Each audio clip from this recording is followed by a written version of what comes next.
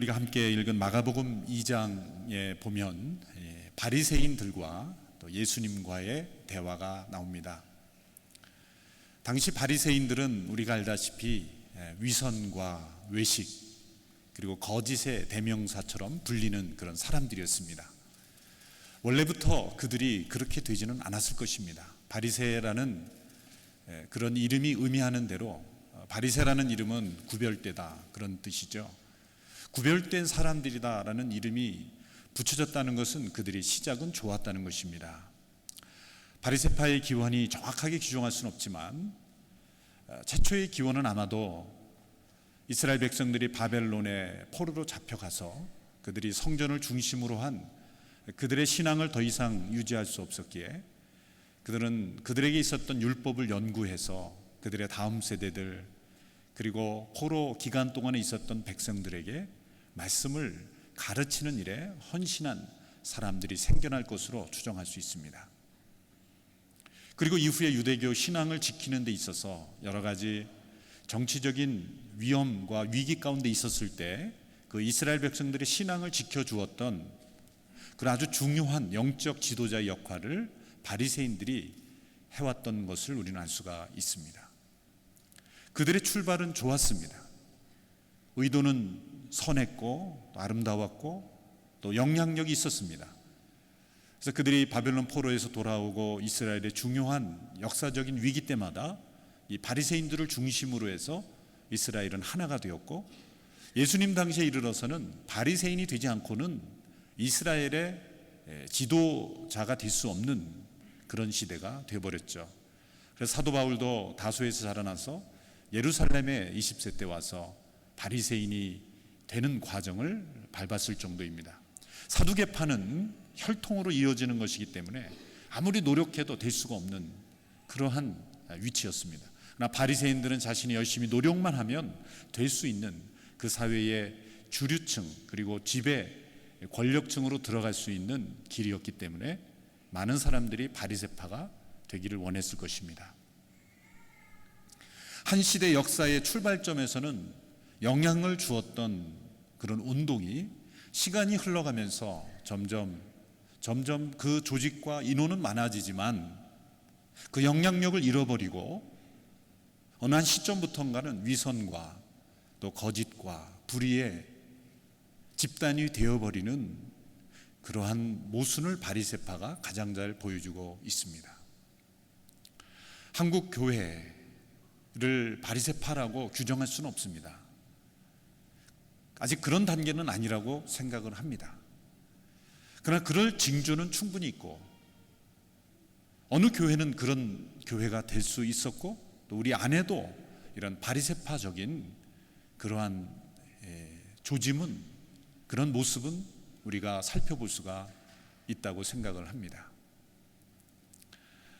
미국의 그 달라스 신학교에 있는 하워드 핸드릭스라는 기독교 교육학 교수가 전 세계에 있는 많은 교회들을 분석해서 연구하고 그 교회들이 시간이 흘러가면서 역사가 흘러가면서 어떻게 변화되는지를 하나의 사이클로 발표했죠. 3M 사이클이라고 합니다. M으로 시작되는 세 개의 단어로 그 교회의 역사의 흐름을 설명하는 것입니다. 첫 번째 M은 무브먼트, 운동입니다. 초대교회는 하나의 종교나 또 조직이 아니라 운동이었습니다. 예수님은 종교를 찬성하신 적이 없습니다. 유도교를 뒤집어 엎는 새로운 종교를 창설하지 않고 하나님 나라를 이 땅에 보여주셨을 뿐입니다. 그 제자들이 성령을 받았을 때 초대교회는 하나의 운동이었습니다. 유대교와 대립하려고 해본 적이 없지만 유대교를 넘어섰고 또 로마 제국에 대해서 항거한 적이 없지만 로마 제국을 넘어서는 엄청난 운동이 되었죠. 많은 사람들이 그 운동에 참여했고 또 사랑과 헌신으로 아름다운 초대교회 공동체를 이루었습니다. 이 첫 번째 무브먼트 단계 초대교회처럼 어느 한 지역에 하나님께로부터 비전을 받은 지도자에 의해서 하나님의 성령의 역사로 많은 사람들이 모이게 되고 그곳에 사랑과 눈물과 헌신으로 참여하게 되는 이 운동력 있는 1단계가 있습니다. 그런데 이 단계에 도달하게 되는데 시간이 흐르면서 수십 년이 역사가 흐르게 되면 그 많은 사람들이 모인 조직이 점점 기계화되는 두 번째 머신의 단계에 도달하게 된다는 것이죠. 이 단계에 도달하게 되면 1단계에 있었던 그 생명력 있는 운동력이 점점 쇠퇴해 사라지고 조직적이고 체계적이고 1단계보다는 훨씬 더 잘 움직이지만 1단계에 있었던 눈물과 헌신과 사랑과 감격은 점점 잃어져 버리는 두 번째 애매 단계에 도달하게 된다는 것이죠.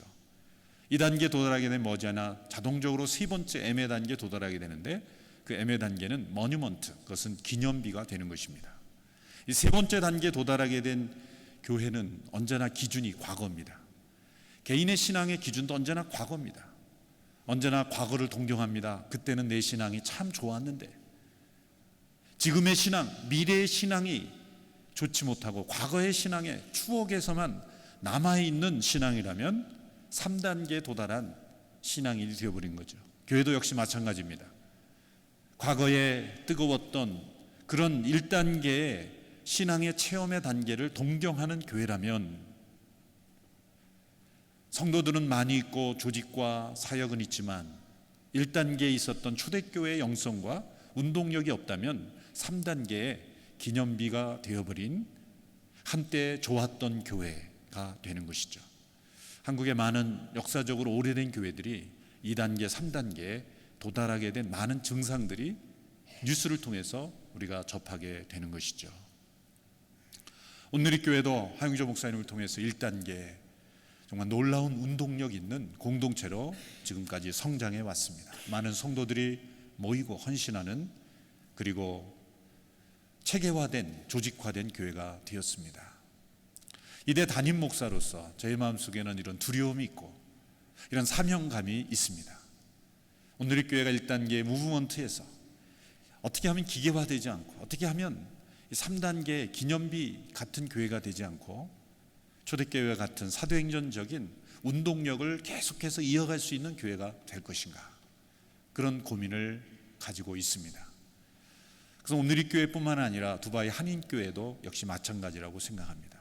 이곳에 하나님의 비전을 품고 함께 모인 성도들이 이제 시간과 역사가 흘러갈수록 어떤 공동체를 이루어갈 것인가, 과거에 집착하고 과거를 동경하고 과거의 신앙에만 머무는 교회가 될 것인가, 아니면 현재의 신앙 그리고 미래의 하나님께 주신 사명을 향하여 나아가는 교회가 될 것인가. 그것은 바로 오늘 우리가 어떤 선택과 생각을 가지고 있느냐에 따라서 달라질 수 있다고 생각을 합니다. 우리 온누리교회와 두바이 한인교회가 모두가 또 아부다비 온누리교회 함께 협력해서 이 살아있는 운동력 있는 그런 공동체로 계속해서 어느 곳에 있든지 하나님께 쓰임 받을 수 있게 되기를 간절히 원합니다. 이 바리새파 사람들이 오늘 예수님께 와서 이런 질문을 던집니다. 왜 예수님과 제자들은 금식하지 않습니까? 이 바리새파 사람들의 트레이드 마크는 바로 금식이었죠. 그들은 일주일에 2번씩 어김없이 금식을 했습니다. 그들이 금식할 때는 머리를 풀어 헤치고 흉한 얼굴을 하고 모두가 보면 저 사람 금식하고 있는 바리새인이구나 라고 알아볼 수 있을 정도로 그렇게 드러나게 금식을 2번씩이나 했습니다. 왜 화요일과 목요일에 2번의 금식을 했을까요? 그날이 장날이었기 때문입니다. 많은 사람들이 모이는 날이었기 때문이죠.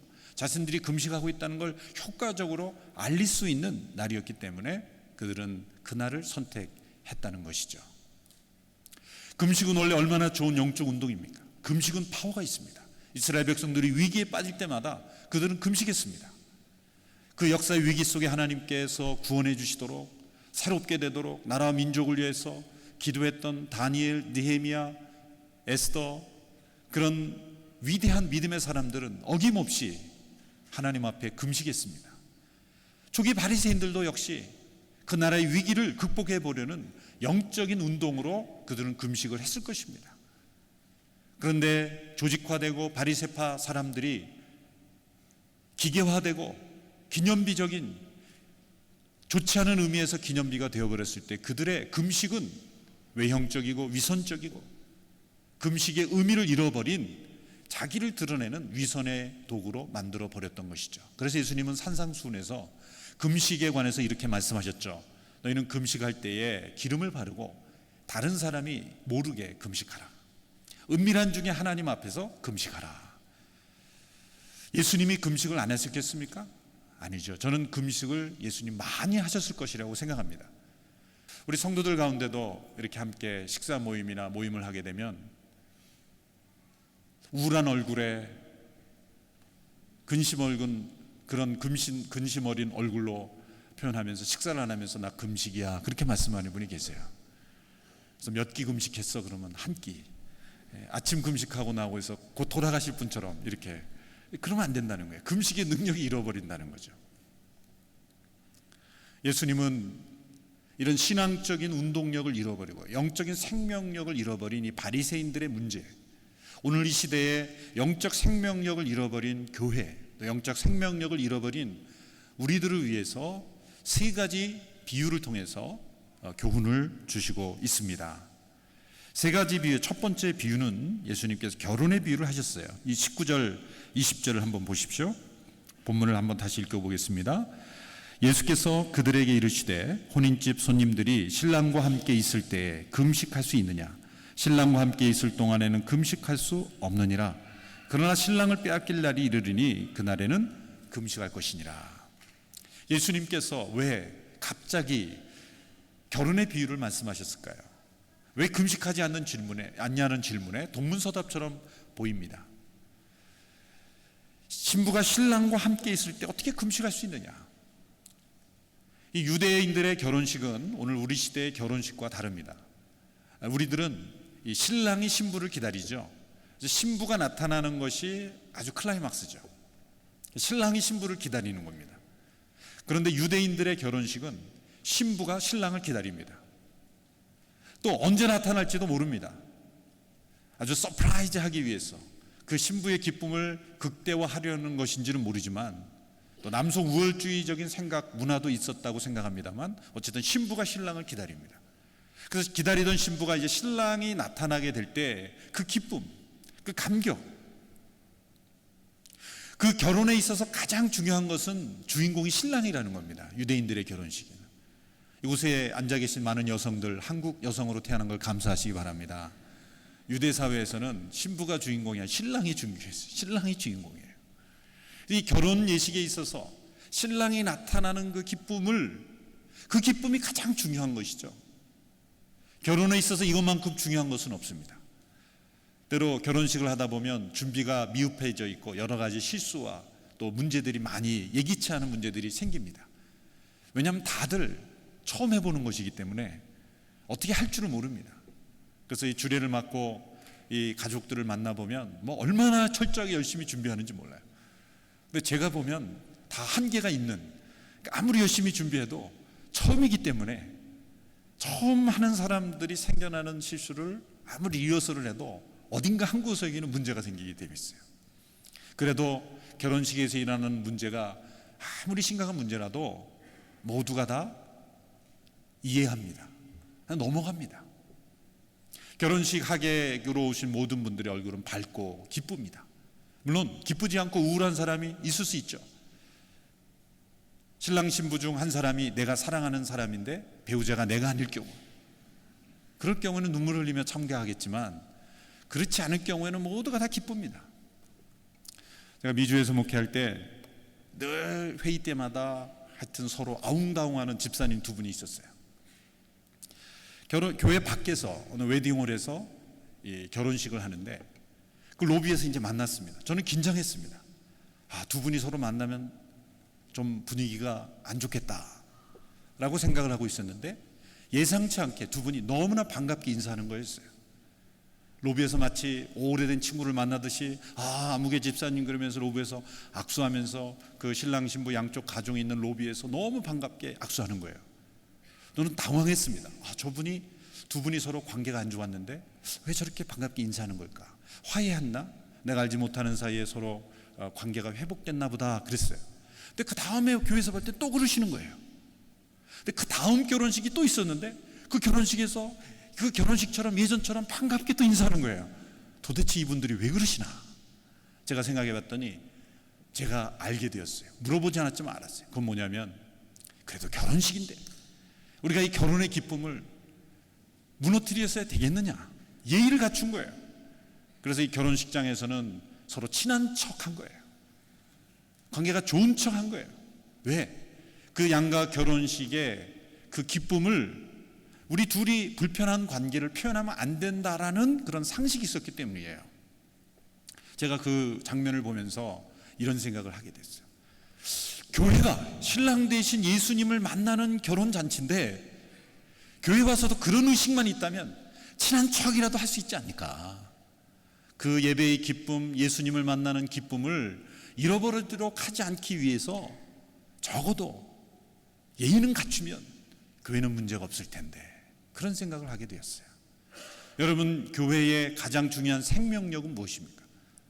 또 우리 개인의 신앙의 가장 중요한 영적인 운동력은 무엇일까요? 가장 중요한 것은 바로 신랑 대신 예수님을 만나는 자리라는 거죠. 바로 그 기쁨이 없어지면 우리는 금식해야 되는 거예요. 예배 때마다 신랑 대신 예수님을 만나는 기쁨이 없다면 그 전날 하루 종일 금식하고 한번 참석해 보세요. 신랑을 빼앗길 날이 올 텐데 그날에는 금식할 것이니라. 바로 이것이 영적인 생명력입니다. 예수님을 만나는 기쁨. 바리새인들은 주인을 바꿔버렸던 거예요. 신랑 대신 예수님이 주인이 아니라 하객인데 자신의 옷을 얼마나 멋있게 입고 왔는가를 보이기 위한 것이 가장 중요한 동기가 됐던 거예요. 결혼식 예식에서 가장 중요한 건 뭡니까? 신랑 신부를 축하하기 위해서요. 축하하기 위해서. 결혼식 주례를 쓰는 주례자가 신랑 신부보다 더 멋지게 드레스를 입고 나타나면 그거 안 되는 거예요. 신랑 신부가 드러나도록 주인공 되게 만드는 거죠. 교회의 가장 중요한 주인공은 누구입니까? 바로 우리의 신랑 되신 예수 그리스도. 그분을 높이고 그분을 만나는 것, 그분을과 함께하는 것이 가장 기쁨이 되는 공동체는 절대 쇠퇴하지 않습니다. 예수 그리스도가 주인 되신 교회. 그 예수님을 만나는 기쁨을 지키기 위해서 우리 모든 것을 다 익숙해져야 돼요. 제가 주례를 하면서 엄청난 실수를 했던 적이 있어요. 평일에 저녁에 주례를 하는데 너무 몸이 피곤했어요. 이 조명이 너무 강하고, 그래서 간신히 주례사를 하고 서약을 하는데 하객들이 막 자지러지게 웃는 거예요. 그래서 왜 그런가 가만히 놀라서 생각해 보니까, 서약을 하는데 내가 신랑이 돼서 예식서에 이게 그 서약서가 여러 종류가 있는데 다른 걸 읽어버린 거예요. 제가 그 정도 됐으면 몰매 맞고 쫓겨나야 되지 않습니까? 신부를 가로채는 주례자. 그 엄청난 실수를 했음에도 불구하고 아무도 저의 멱살을 잡지 않았어요. 끝나고 나서 너무 미안해서 신랑 가족들에게 이렇게 죄송하다 그러니까 너무 재밌었다는 거예요. 사실 재밌었겠습니까? 속으로 뜨끔했겠죠? 그렇지만 중요한 게 뭐예요? 주례자가 엄청난 실수를 했느냐 안 했느냐, 그걸 따지면 결혼에 기쁨이 없는 거예요. 삿대질 할 수 있겠어요? 교회 안에서 여러 가지 문제들이 있을 수 있어요. 옳고 그르냐의 진리와 거짓의 문제가 아닌 이상은 예수님을 만나는 기쁨을 손상시키지 않는 면에서 우리 모든 걸 잊어버려야 되고 용서해야 되고 다 익숙해져 할 수 있어야 영적 생명력이 살아있게 되는 것이죠. 옳지 않은 것을 묵인하라, 그런 뜻이 아닙니다. 그것이 실수였다면, 미숙함이었다면, 예수님을 만나는 기쁨이 우리의 공동체의 가장 중요한 운동력이다, 이걸 한 가지를 잊지 말아야 된다는 거예요. 여러분이 결혼식을 마치고 피로 현장에 갔는데 이런 문구가 써 있었다고 생각해 보세요. 오늘은 금식입니다. 있을 수가 없는 거죠. 결혼식에만큼은 여유 있는 음식으로, 맛있는 음식으로 기쁨을 북돋아주, 예수님도 가나의 혼인잔치에서 부족한 포도주를 채워주셨잖아요. 그 기쁨을 지켜주기 위해서. 제가 참석한 결혼식 중에 가장 비참한 피로연은 신부 아버지가 도시락을 뒤에다가 몇백 개를 쌓아놓고 하객들을 줄을 세우고 하나씩 나눠주는 거예요. 2개 먹나 이렇게 쳐다보면서. 여러분이 맛도 없는 도시락을 그렇게 줄을 세워가지고 하나씩 나눠주는 그 기쁨이 다 없어져 버리는, 오늘날 교회에서 일어나는 일들을 보면 예수님을 만나는 기쁨 온데간데 없고 줄 세워놓고 하나씩 도시락 나눠주는 듯한 느낌, 바로 영적인 기쁨이 다 사라져버리는 그러한 모습인 것입니다. 우리 두바이 한인교회는 예배 때마다 예수님을 만나는 기쁨, 그 기쁨이 가장 중요한 이슈가 되기를 축원합니다. 어느 교회를 가보면 예배 때는 예수님이 계세요. 예수 우리 왕이요, 예수님 높이고 다 있어요. 예배 끝나고 뒤집게 회의에 들어가면 예수님께 이렇게 말을 합니다. 모두가 예수님 잠깐만 밖에 나가 계세요. 우리끼리 좀 할 말이 있습니다. 못 들어오게 회의장에는 안 계세요. 들어오면 이건 프라이버시 침해입니다. 그렇게 말하는 거예요. 예배 때만 예수님이 계신 게 아니라 회의 때도 계시고 우리 가정에도 계시고 우리의 개인의 삶에도 계시는 삶, 예수님을 만나는 기쁨의 운동력이 살아있는 저와 여러분의 신앙생활이 될 수 있게 되기를 축원합니다. 두 번째 비유는 옷의 비유입니다. 21절에 예수님께 이런 비유를 드셨어요. 생배 조각을 낡은 옷에 붙이는 자가 없나니 만일 그렇게 하면 기운 새 것이 낡은 그것을 당기어 헤어짐이 더하게 되느니라. 오래된 옛 옷을 보충하기 위해서, 수선하기 위해서 새 옷을 찢어서 붙이는 어리석은 사람이 어디 있겠느냐. 옷은 무엇을 상징하는 걸까요? 문화를 의미합니다. 인간이 만든 최초의 문화는 옷입니다. 아담과 하와가 자신의 수치를 덮기 위해서 옷을 만들어 입었죠. 인간의 문화는 인간의 죄성을 덮기 위해서 발전하는 것 같습니다. 인간의 수치심과 두려움을 덮기 위해서 옷이 만들어졌죠. 요즘을 보면 이 과학기술이 발달하는 걸 보면 인간의 게으름을 전부 커버하기 위해서 문화가 발전하는 것 같습니다. 정확한지는 모르겠으면 이 커브하고 컬처의 어원이 비슷하다 그래요. 같다 그래요. 걷기 싫어서 차가 발견했고, 운전하기 싫어서 나는 비행기가 발전했고, 그렇지 않습니까? 요즘은 컴퓨터도 속도가 조금만 느리면 견디질 못해요. 한국은 워낙 이 급한 사람들이 급하니까 인터넷이 가장 발전했죠. 이 인터넷망이. 그래서 한국에서 하다가 미국이나 다른 해외 오면 이 기다리는 인내심이 너무나 약해졌어요. 조금만 느리면 그 기계는 막 갖다 버리죠. 조금만 빠르면은 그 새로운 상품이 되고, 요즘은 그것도 기다리는 게 손으로 움직이는 거 싫어서 눈으로 막 움직이려고 그러고 도대체 어디까지 가려는지 모르겠어요. 다 인간의 죄성과 게으름을 덮기 위해서 문화가 발전하는 것 같아요. 한편으로는 문화가 발전하지만 한편으로는 우리가 게을러지는 것 같아요. 교회 안에도 문화가 있습니다. 공동체의 문화가 있어요. 이 문화는 단지 어떤 예술이나 의식뿐만이 아니라 이 사고방식, 이 가치관, 세계관까지 다 문화입니다. 유대교의 문제는 율법 중심의 세계관, 문화에 갇혀버린 거죠. 유대인만 사람으로 보고 이방인들은 개들이라고 불렀잖아요. 이게 문화입니다. 교회 안에도 문화가 있습니다. 그런데 한때 교회 안에 생겨난 문화가 시간이 흘러가면서 그 문화를 지키기 위해서 영적인 생명력을 없애버리는 경우 얼마나 많은지 몰라요. 제가 전도사 때 온누리교회 오기 전에 어느 교회에 있었는데, 그 교회는 주일날 매식을 하면 안 됐어요. 물론 저는 좋은 거라고 생각합니다. 주일날 우리가 안식일에 쇼핑이나 식당이나 이런 걸 최대한 절제하면 많은 사람들 사회적인 영향을 주는 거죠. 우리 크리스찬들이 주일날 쇼핑 안 하고 절제된 삶을 살면 이 장사가 안 되니까 저절로 쉬게 되고 교회 올 수 있는 확률이 높아지고, 전 사회적 운동을 할 수 있다고 봅니다.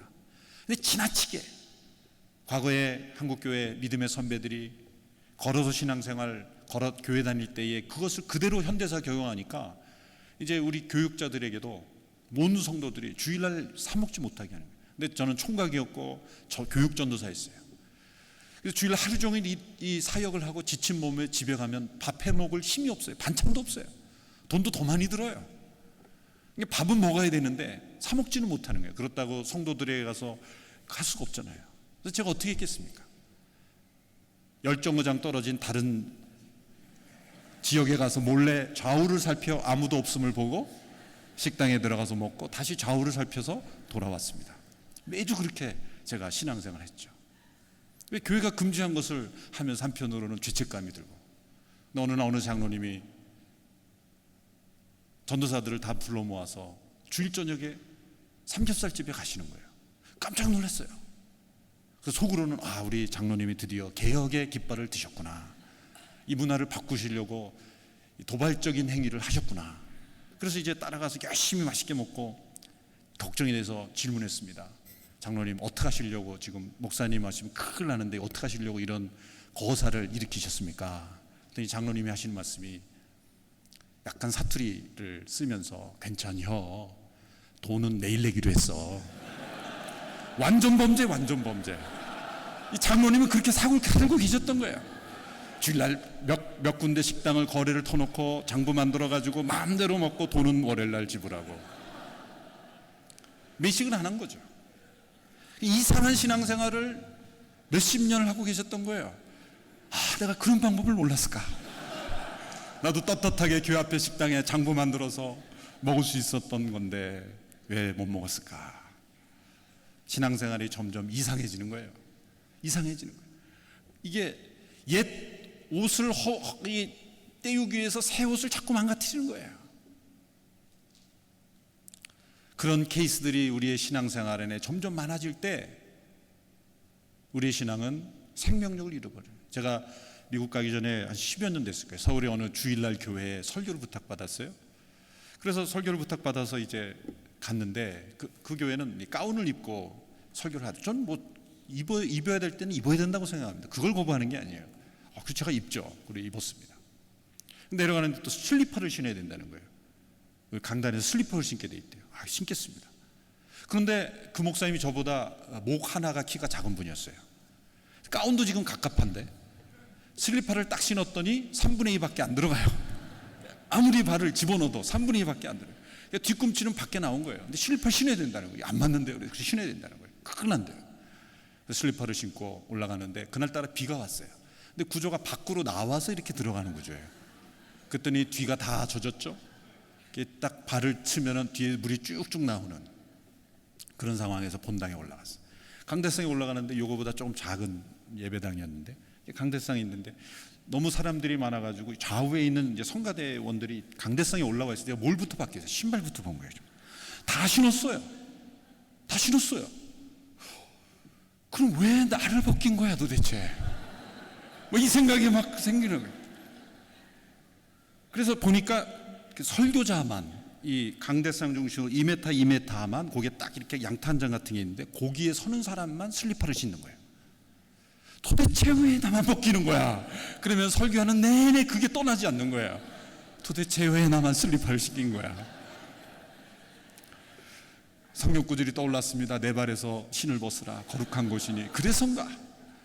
아니 오늘날 옛날에 저는 이해가 가요. 저희 어렸을 때도 가면 전부 아스팔트가 아니라 흙이었기 때문에 이 강대상에 좋은 카페트로 해놓으면은 신발 신고 올라가면 그 청소가 안 됐잖아요. 청소 도구도 없었고 까마 슬리퍼는 거기만큼은 슬리퍼 신고 저는 그랬을 거라고 생각을 해요. 오늘날에는 그런 먼지가 없고 흙이 없잖아요. 도시에서는. 그다음에 신발을 신는 게 예의죠. 벗는 게 예의입니까? 거꾸로 해야 돼요. 오늘날에는 이 문화의 옷을 새롭게 입어야 되는데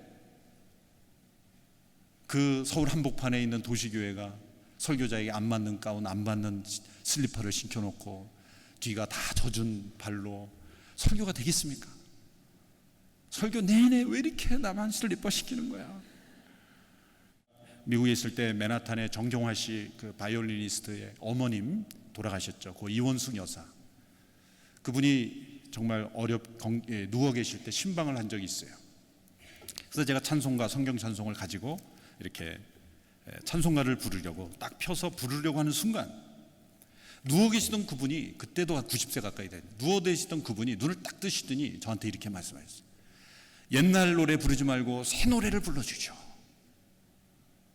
저는 그게 처음 무슨 말인지 몰랐어요. 깜짝 놀랐어요. 정경화 씨가 목사님 하시게 내버려두라고 막 그래도 안 된다는 거예요. 옛날 노래 부르지 말고 새 노래를 불러달라. 그래서 찬송가에 없는 새 노래를 불러달라. 제가 기억나는 게 없어서 왕이신 나의 하나님 내가 주를 높이 그거 하나만 외우고 있었더라고요. 그걸 쫙 불렀어요. 그랬더니 맞아 그거야. 그리고 가만히 또 다시 눈을 감으시더라고요. 저는 그때 충격을 받았어요. 정말 이 자녀들을 위대한 음악가로 키운 어머니의 그 도전 정신. 연세 드실수록 익숙한 찬양이 좋지 않습니까? 구수하게 된장국 먹듯이 이렇게 좀 익숙한 찬송을 부르면은 구수한 법인데 그분은 새로운 노래를 불러달라. 저는 그분의 그 음성이 지금도 잊혀지지 않아요. 우리의 다음 세대들을 위해서 우리의 어른들이 새로운 문화의 옷을 수용하지 않으면 우리의 자녀들은 교회를 떠납니다. 어른들이 편한 교회를 만들면 우리 자녀들은 불편하게 돼 있어요. 우리의 다음 세대들의 옷을 성인들이 기꺼이 입으려고 할 때 교회는 미래를 이끌어가는 교회가 될 수 있다고 믿습니다. 세 번째 비유 22절의 말씀입니다. 그것은 새 포도주와 새 부대의 비유입니다. 우리 22절을 같이 한번 읽겠습니다. 시작. 새 포도주를 낡은 가죽 부대에 넣는 자가 없나니 만일 그렇게 하면 새 포도주가 부대를 터뜨려 포도주와 부대를 버리게 되리라. 오직 새 포도주는 새 부대에 넣느니라 하시니라. 유대인들은 우리 한국 사람들이 김치를 담그듯이 집집마다 포도주를 만드는 그러한 습관이 있습니다. 이 포도를 따서 이 포도즙을 짜는 기계에 올려놓고 올라가서 발로 밟습니다. 그럼 밑으로 포도즙이 스며 나오죠. 그러면 마지막 부분에 가죽 부대를 매달아 놓습니다. 그럼 포도즙이 내려와서 그 가죽 부대에 담기게 되면 가죽 부대 안에서 발효 작용을 하죠. 발효 작용을 하면 가스가 나옵니다. 그럼 가스가 나오면 팽창하게 되죠. 그래서 가죽 부대에 이어야만 합니다. 다른 용기로 하면 안 되죠. 그 팽창하는 가스를 감당할 수 있으려면 신축성 있는 가죽 부대에 이어야만 하는 것이죠. 그런데 그 가죽 부대가 여러 번 늘어났다 줄어나서 이제는 더 이상 늘어날 수 없는 신축성을 잃어버린 옛 가죽 부대에 새 포도즙, 엄밀하게 말하면 포도즙입니다. 이 새 포도즙을 옛 가죽 부대에 담으면 어떤 일이 생기겠습니까? 뻥 하고 터지는 거죠. 아마 간혹 그런 일이 유대사회에 일어났을 겁니다. 예수님이 그것을 비유로 든 거예요. 새 포도주는 뭡니까? 성령님의 임재하심이에요. 옛 가죽 부대란 한때 성령님께서 사용하셨던 방법이지만 지금은 더 이상 사용하지 않는 제도나 방법이나 프로그램이나 기타 등등일 거예요. 거기에 새 포도즙을 담게 되면 어떻게 됩니까? 터져버리는 거예요. 성령 임재하심이 있으면 옛 가죽 부대, 그것이 비록 교회가 중요시하는 형식이든 제도건 어떤 문화든 간에 터져버리는 것입니다. 성령이 임하시자 유대교의 전통은 더 이상 성령 임재하심을 담을 수가 없었던 거예요. 그는 옛 제도를 고쳐야 된다가 아니라 무엇을 고쳐야 된다 말할 필요가 없이 성령이 임한 공동체는 더 이상 신축성이 없는, 유연성이 없는 제도는 그냥 터져버리는 겁니다. 그래서 교회 안에는 우리가 이 본문을 이해하면서 어떻게 하면 새 부대를 만들 거냐 그렇게 생각하지만 그게 필요가 없어요. 새 포도주가 되신 성령 임재하심이 있으면 그냥 자연적으로 여기저기서 터지게 됩니다. 교회 안에는 여기저기서 터지는 소리가 있어야 돼요. 더 이상 필요 없는, 버려도 되는. 사도행전 15장에서는 초대교회가 모여서 율법을 포기했죠. 사실 율법 포기한 게 아니라 율법을 잘못 적용한 그들의 제도를 포기한 거죠. 율법의 의미가 성령 안에서 성취될 수 있다는 새 언약이 임하셨기 때문에 옛 언약의 모세에게 그 율법적인 불필요한 제사제도, 그러한 음식제도, 그런 모든 것들이 다 터져버린 겁니다. 오늘날 우리 신앙생활 가운데, 우리 교회 가운데 우리가 만들어 놓은 어쩌면 말씀보다 더 중요한 교단을 보면은 하나님의 말씀과 성령의 역사보다도 교단 법이 더 중요해요. 진리의 역사에 대해서는 관심이 없고 법이라는 이름으로 얼마나 주장하고 있는지 몰라요. 그 제도 자체가 잘못됐다는 게 아니라 그 상황과 공동체와 규모와 거기에 따라서 유연하게 그 성령의 역사를 담을 수 있는 제도와 문화를 바꿔가지 않으면 성령님의 역사를 가로막는 문제가 될 수 있다는 거예요. 오늘날 바리새 밭 사람들이 빠졌던 그런 오류에 우리 한국교회와 온누리교 두바이 한인교회가 빠지지 않게 되기를 축원합니다.